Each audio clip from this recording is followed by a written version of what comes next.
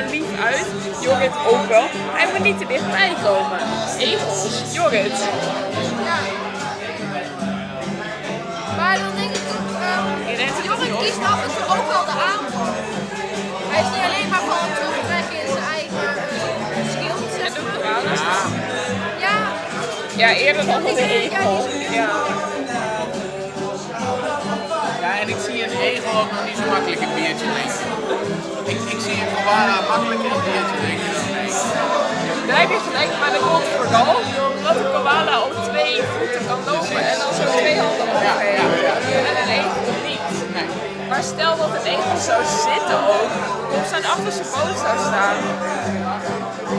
Ik zie hem niet echt relaxed zo aan de baan. Ja, dan is hij onbeschermd en dan heeft hij de stekels niet. Hoewel het wel een grapjesmaker is, de egel. Dat ben ik met je eens. Ja. Dat is wel waar. Ik weet niet of de koala echt een grapje maakt. Dus Jorrit is een mix tussen een koala en een egel. Misschien hebben we het goede dier gewoon nog niet gevonden.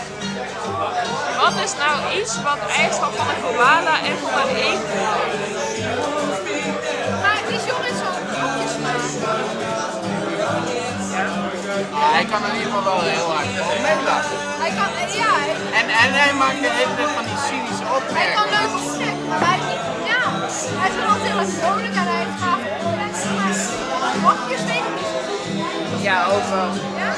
Ja, vooral in de one-liners zit hij, hè. Ja, gewoon een beetje van die gekke opmerkingen. Ja. Ja, grapjes.